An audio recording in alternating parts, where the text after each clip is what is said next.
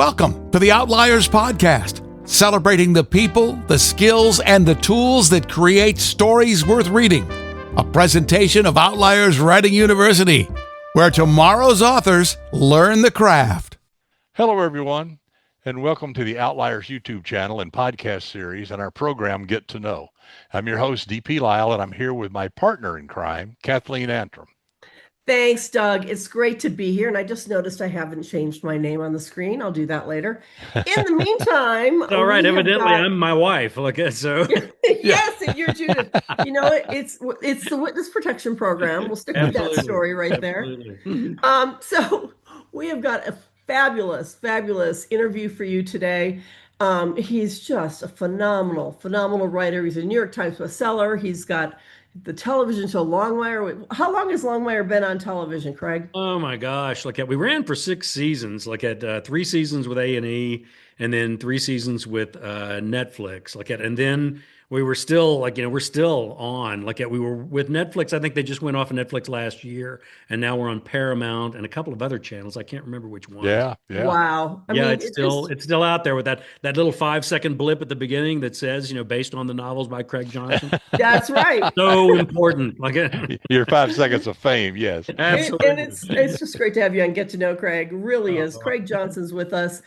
And as our viewers know, I like to, kind of metaphorically put you on the couch and ask a few questions about your childhood. Oh. So I was wondering if you feel that your childhood contributed to you becoming a writer. Did you, read a lot as a child? Were you an extroverted child, an introverted child? Were your parents readers? Did you have imaginary friends? If so, we want to know their names. So, tell us about it. What do you mean did have imaginary friends? That's kind of how I make a living.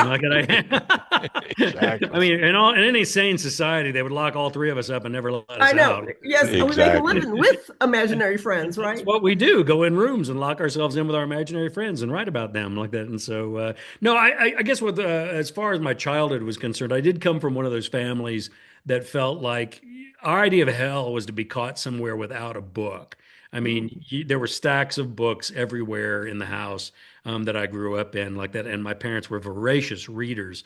And I think that, obviously that can't help but, have had an effect, on my love, for the written word like that. I mean, if you're going to be a writer, you better read. That's a big mistake I think a lot of people make when they start out. They get so involved with their own writing that they don't read other maybe better writers like that. And I think that that's a mistake. But maybe even more of an effect was the fact that I came from a family of storytellers. It was a family that just really were very, very good at telling stories. And I was the worst one. I was the worst storyteller in my family. And my mother was the best. My mother was the absolute best storyteller. She was actually a certified licensed storyteller for whatever that's worth like that. And so, but she was a magnificent storyteller because she was one of those people that could tell a story that would have at least 7 or 8 points in it where she did not know that she was being hilarious, but actually was. And so it was a joy, to hear her tell a story. The problem being that when you're in a family like that, and you're not the storyteller, you kind of tend to, kind of hide in the background a little bit like that. And so I think, pretty early on, I decided, okay, if I can't tell a story, maybe I could sit down and I could write a story. And that got me started, writing. And then, to be honest with you, wanting to be a writer, as you guys well know, is kind of like wanting to be an astronaut. The odds against you are so great. For God's sake, don't tell anybody because you don't want to embarrass yourself for the rest of your life. Whenever it doesn't work out, you're not able to do it. So I never really told anybody that I was writing. I kind of kept it to myself. And then, amazingly enough, when I had that first book published, everybody was just a little bit too incredulous in congratulating me that I had written a book. They were a little, I was a little more surprised than I would have thought that they would have been. And so, and that was The Cold Dish, the very first book in the Walt Longmire series. So let me ask, so when did you first start writing? I don't know, did you go to college? Did you go to college to be a writer? Did you go to be something else? Did you have another career? How did this progress? Yeah, I kind of graduated into writing classes like that, and I actually had a master's degree, with a writing degree like that, and and that's when I knew that I was kind of serious about it, because I mean, if you're gonna spend that kind of time and that kind of energy like that, then you're really gonna have to jump in with both feet. But once again, an education in writing, did you get an education in writing? Yes, I did, but I didn't allow it get in the way of becoming a writer, and so that's one of the things too, where you really have to find so many things out there on your own. I mean, there's really no one that can help you find a voice. There's no one that can help you to find the channel that's going to be a workable channel for you as a writer like that. And I knew I had the propensity to do literary fiction. That's where I was kind of headed, and what I really enjoyed. But I also knew that at that point in time here, about 20 years ago, literary fiction had kind of given up a lot on storytelling. It had become more of a free form method of writing like that. And I thought to myself, I really like to have a story. I like to have a beginning, a middle, an end, all of those things like that. And, I thought, you may need a little bit more of a structure than is involved, with just, regular literary fiction. And so I looked around and I thought, crime fiction is interesting like that because something drives that story. It really, really drives that story. And then the other thing about it is that the stakes, they can't get any higher. It's life and death. Whenever I hear somebody apologizing, for writing crime fiction, I'm always like, hold on, whoa, wait just a minute. I mean, this is really kind of life and death here. And there's a reason, why so much of, of the fictional, works that are on the New York Times bestsellers list, the amount of television, the amount of movies, and all of this are kind of like in our wheelhouse. And so I thought, what, that might be something that you could utilize to help, drive that storyline like that rather than just meander a story along. And then, this was like, you got to remember, this was like, about 20, 22, 23 years ago. Everything it seemed like in crime fiction at that point in time was noir. Everything was all like gritty, urban, alcoholic divorce detectives burying bodies in their backyards and all this kind of stuff. And I thought, all the people that I know in law enforcement, have really like worked really hard and make incredible sacrifices in their lives, to the benefit of, the society and the culture as a whole like that. And I thought, what if you did like the sheriff of the least populated county and the least populated state in America? That would be something different than from what everybody else is doing. So I, sat down and I wrote that, first book, The Cold Dish, like it, and miracle of miracles, it got picked up, by a big agent in New York, like that, and also a big publisher in New York, and they're the ones that kind of sat me down and said, "Hey, we really love these characters, we really love this place. Is there, and I said, well, I'm glad you do because you're publishing the book. I'd rather you like it. And they said, no, we don't think you understand what it is we're trying to say. Like, and I said, well, probably not. What is it you're trying to say? And they said, well, we think you've got a series here. We think that these characters in this place, there are a lot more stories that these characters can tell. There's a lot more information that we want to know about these characters and about this place. What do you think about that? And I said, well, I think it's going to be hard to write a series of murder mysteries that take place in the least populated county in the least populated state, Wyoming. I mean, how many people do you think I can kill in this county before it's going to get stupid? And that's when Catherine Court, the president of Penguin, looked at me and said, well, we trust you'll find a way around that, Craig. Okay. So I thought, okay, ball's in my court then, isn't it? Yeah, exactly. And I thought about it for a while, and I remember there was a conversation actually that I had with a fellow you might have heard of, a fellow by the name of Tony Hillerman, and I had a short story that won the what was it called? It was the Cowboy and Indian Magazine Tony Hillerman Short Story Mystery Contest. I swear some of the submissions were not as long as the title of the contest, for goodness sake. And evidently it was a weak year and it won like that. And one of the great things was I got to go have dinner with Tony Hillerman like that. And I swear I learned more in that 4-hour dinner with Tony Hillerman that I did a master's program, for goodness sake. I mean, he knew so much about what it is that I do now, on a daily basis and a yearly basis. And he was so gracious, in, coming out with as much information, as much help, as he possibly could. He never looked, at other authors as like competition. He always looked at them as like part of a family that, that we're all kind of facing the same things, and people aren't going to just buy one book a year. Okay. So, if you can promote other people's books like that, and they're good books and good writers like that, then you have kind of a responsibility to do that. And so anyway, I remember talking with him like that, and I said, I can't remember which book he was on, like book 18 or something like that. And I was, working away on my hardest book, of course, which is always your hardest book, the second book, because you take 10 years to write the first one, and then they go, we need another one in 6 months. That's going to be okay. And so I was working on that second book, and I just plain flat out asked him, I said, how do you do this? And he goes, well, he said, at the risk of sounding like a bad, sports analogy, you got to play them up one at a time there, Craig. Like you can't look at the long haul. You got to, see each book as as an entity unto itself. Like that. And so we're talking about it and everything like that. And he says, well, you got to try and find a format that'll work for you, something that'll break things up and give you like, some different, environs, for your books and everything. And so I thought about it like that, and I thought, well, what's the thing that has the largest scale effect on us as Westerners? It's got to be the weather, right? What were we discussing before, the show even started? And so I thought, you know what? I'm going to pull a Vivaldi is what I'm going to do. I'm going to do the 4 seasons.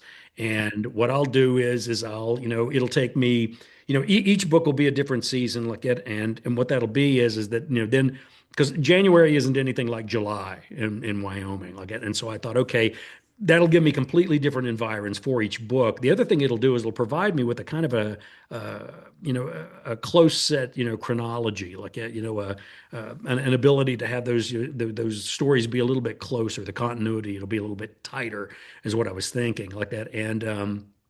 And so I started thinking about, because so that way, whatever happens to Walt in one book will probably carry over into the next book. And so I thought, okay, well, that'll all work. Like that. The other thing that it did is it kind of slowed Walt's aging process. Like that, I've been writing about Walt Longmire now, for 20 years like that, and people ask me, they say, well, like, how old is Walt? And I'm like, I don't know. How old do you think he is? Like that. And generally people don't get it right like that because Walt's, only about 4 years older than he is when we start the first book, The Cold Dish, like that. So it kind of slowed that down, gave me that continuity like that. And then I just started knowing a lot of sheriffs here in Wyoming, and they do not operate the way that they do in Hollywood like that. Generally, No. if there's any kind of like, opportunity to ask somebody for some assistance, there's none of this turf wars, over jurisdiction or anything like that. I mean, most of these guys have counties that are as big as Maryland, for goodness sake, like it. And so any help they can get, with the limited amount of resource and staff that they've got, they'll jump on it in a heartbeat like it. So if you did have, a sheriff in Wyoming who was really good at what it was that he did, you'd have 23 other sheriffs that would be knocking on his door and saying, hey, take a look at this file. Hey, come on down to our county and take a look at the situation and see what you think about it. And so that kind of opened Walt up, to the entire state of Wyoming. Like that. And then I spread it out even more so. Like that. I mean, the third book took place in Philadelphia. The fourth book, half of it took place in Vietnam in 1968 when Walt was a, Marine investigator. Like I'm over in South Dakota. I'm up in Montana and the Northern Cheyenne Reservation. So it made all of those a little bit more believable as far as, who Walt was and where it was that he was working. I have a craft question for you, especially for new writers. How do you get your reader to care so much about Walt? Oh boy, that's boy. There's the question, isn't it? Like that. I'll be honest with you. I mean, it's all about character development. It's all about who those characters are. And one of the things about Walt that I did was, I mean, I remember whenever the TV producers were going to do the TV show, one of the things they asked me was, they said, "What's Walt's superpower?" And I was like, "He reads." They didn't seem to quite get that. Like, and I said, "No, you don't understand. He reads everything and he remembers it all, and it makes him, extraordinarily formidable." in so many ways. And then, there were other little things too, like that. I mean, one of the things I noticed also was that the majority of sheriffs in Wyoming tended to be about 6'4" or 5 or 6, like that, and weigh about 260 some pounds. They're big animals. And the reason behind that is like, when you're doing a domestic disturbance call in an area the size of Maryland and you drive high speed at 40 minutes and finally get there when an armed assailant is holding his wife and child, you're not going to get any backup like that. So you're pretty much the big animal in the room, and you better be the big animal in the room. And so I thought, you know what?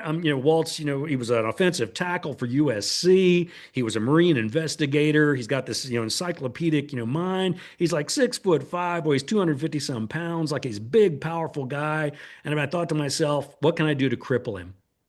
That's the first thing like that, because, the old saying goes that we like people for their virtues, but we love them for their faults. It's the things that vulnerabilities.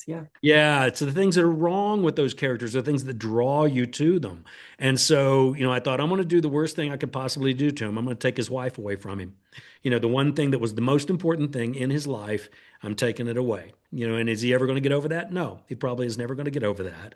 But then I thought, okay, he's going to need some other secret weapons to be able to deal with all of these hardships that I've given him. And the one that I gave him was sense of humor. I always ask students, I always say, whenever they ask, how do you get people to care about your characters? I'm always like, give them a sense of humor, for goodness sake. I mean, who do you like hanging out with? You like hanging out with the people that make you laugh, right? Well, then, give them all the different senses. Not everybody's going to have the same sense of humor, but give them a sense of humor. Like it gives you an opportunity to lighten, what is otherwise can be a dreadfully, dreadfully dark world, in which these characters live in. I mean, you're seeing people at their absolute best. You're seeing people at their absolute worst. We're talking about life and death. And so, you have to have some way to combat that. You have to have some sort of defense mechanism. And one of the best ones I've ever seen is that ability to have a sense of humor. And, for me, and all the characters have different senses of humor. And this is the horrible part, because whenever I tell a student that, the next thing out of their mouth will be, yeah, but what if I'm not funny? And then I'm like, yeah, you're kind of screwed, aren't you? Find another hook. Exactly. But that's the blessing of what it is that we do. Right. It's wonderful if you can come up with these, smart aleck remarks, in improvisational split-second timing.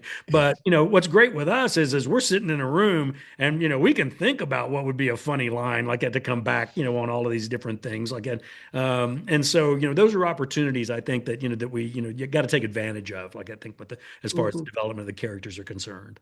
Well, let me ask you, do you consider yourself more of an outliner type person or a pantser type person? And has that evolved over your career? Oh, it has evolved like that, but I definitely am an outline guy. Whenever I sit down to write a book, I'm always thinking to myself, okay, well, almost all the books all come from newspaper articles. I love traveling in Wyoming and going around and picking up those weekly newspapers. They print one edition a week, a little weekly newspaper. And I'm telling you what, they will publish shit that no one in their right mind would ever publish. And I swear to God, their whole attitude is, you know what, we don't have any money, so they can sue us. Who the hell cares? So you find the most outrageous stories, in these like little one edition weeklies. And, and what that does is it kind of keeps Walt grounded in a reality, that is Wyoming. I mean, I always say, I don't want to ever have Walt chasing Al Qaeda in Crook County or Walt on a cruise ship or anything like that. I mean, I want him dealing with the things that, that Wyoming sheriffs actually deal with. And so it keeps it grounded in that reality.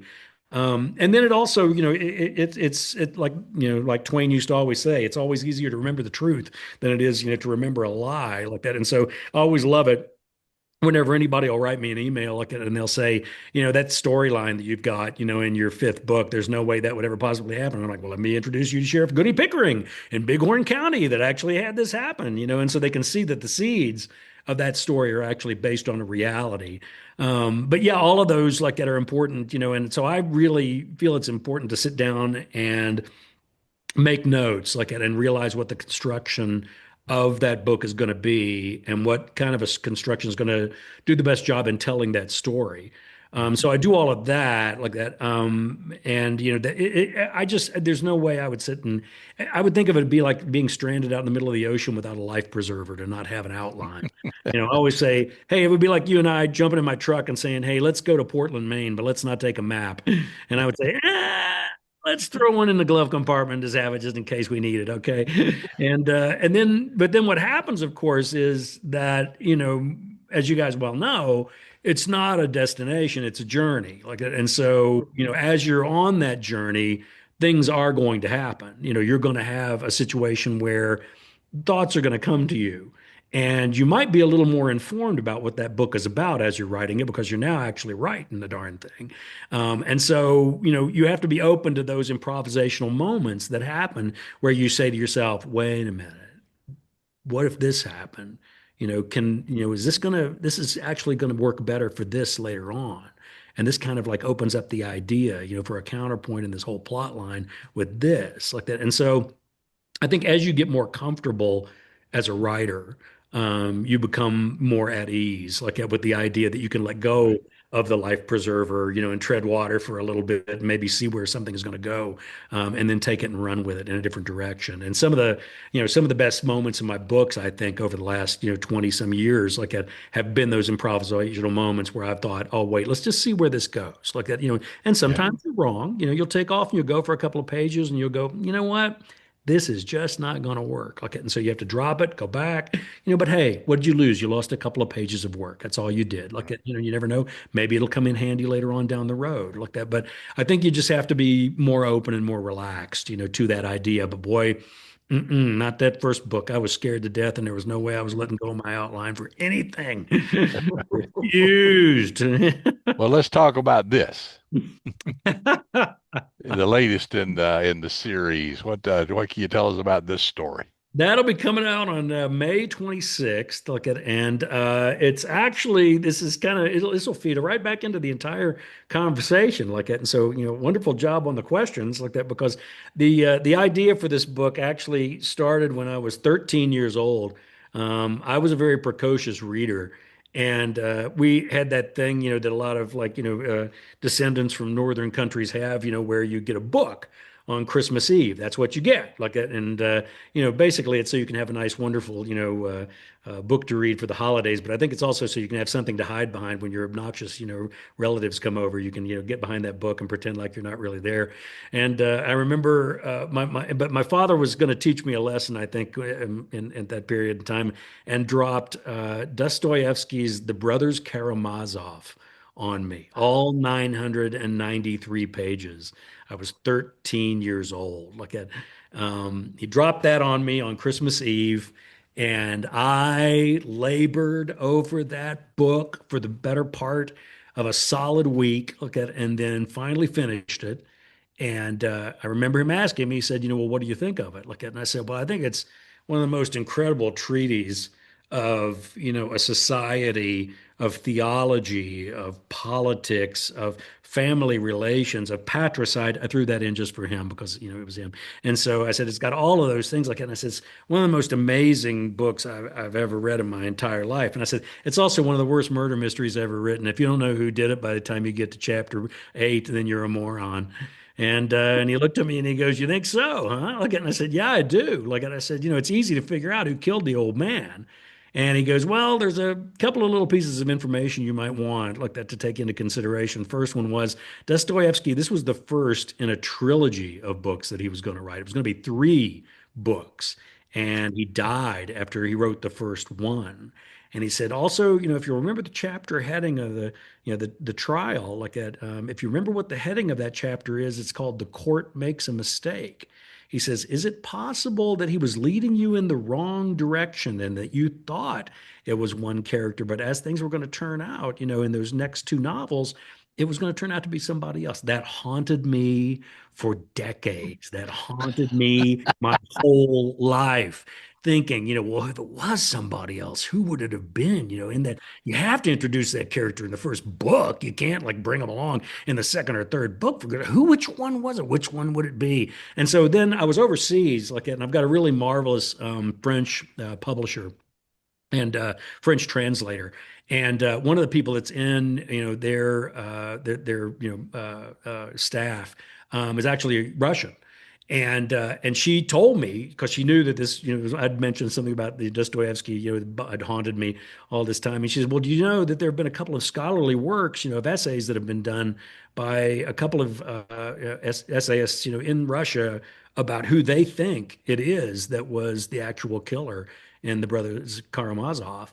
And I said, "You have to tell me who they are." And she said, "Well, Craig, they're not translated." I said, I don't need I don't need the whole essay. I just need to know who they think it was." And so she, wrote me an email out like that and said, "This one thinks this one thinks this one thinks this." And I was like, "Oh,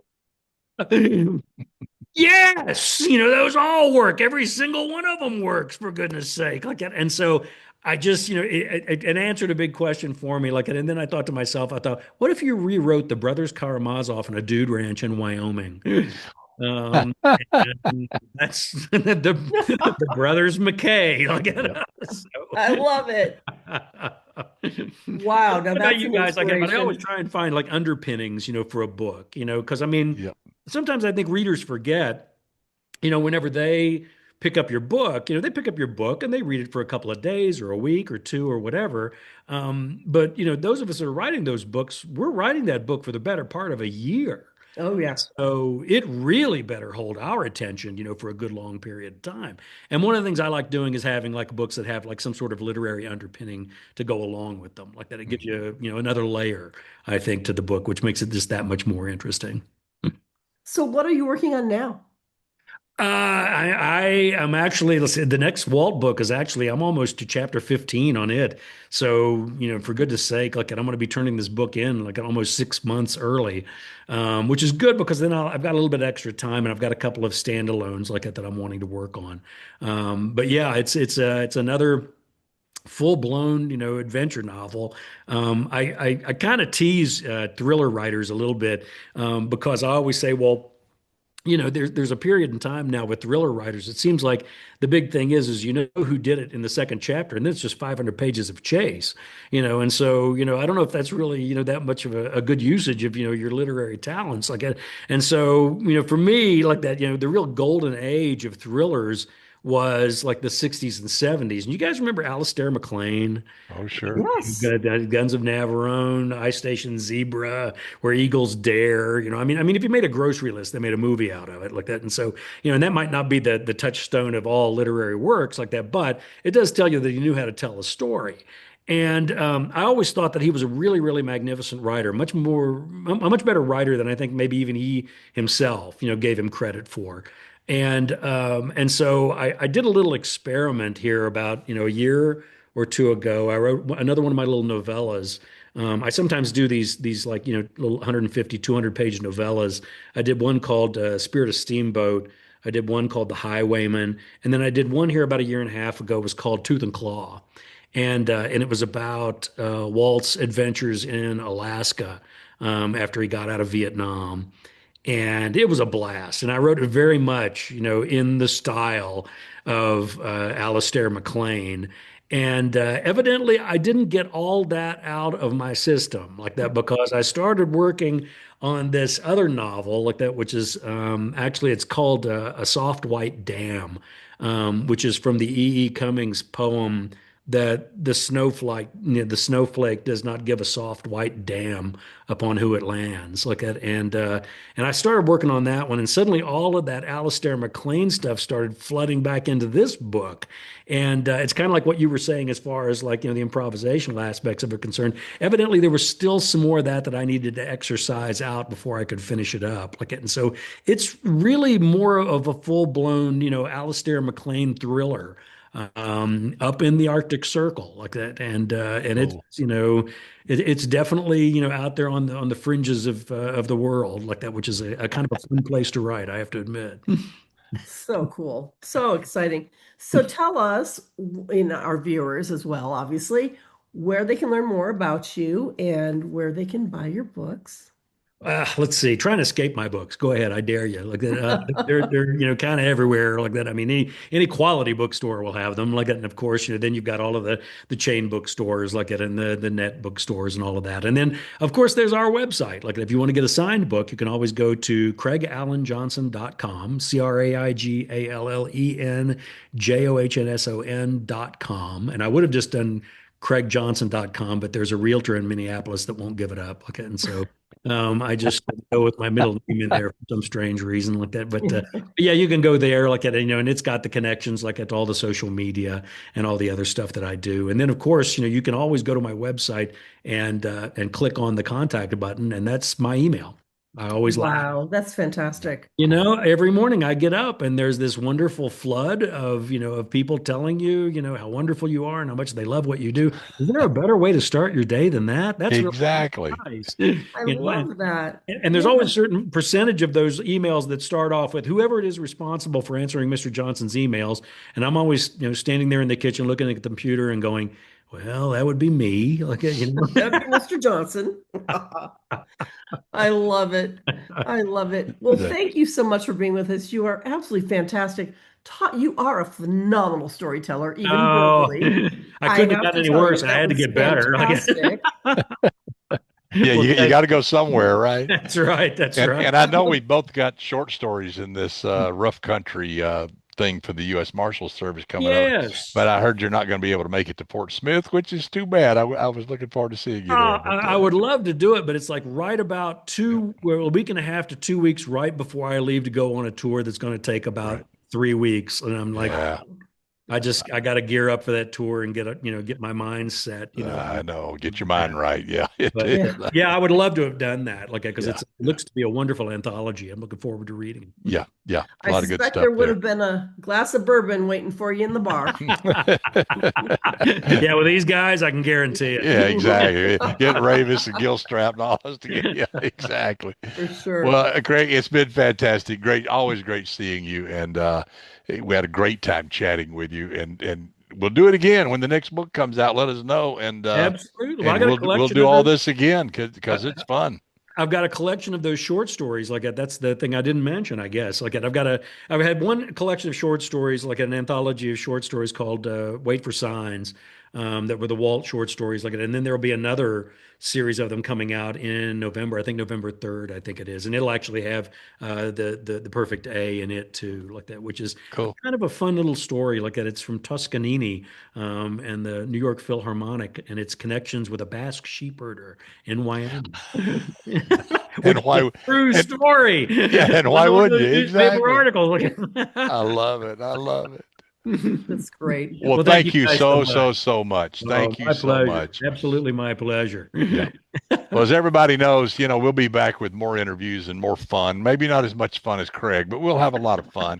So this has been the Outliers YouTube channel and podcast series, and our program Get to Know. And until we get back with you again, keep reading, keep writing, keep having fun, and try not to get caught. The Outliers Podcast is a copyrighted presentation of Outliers Writing University. All rights reserved. Learn more at outlierswritinguniversity.com.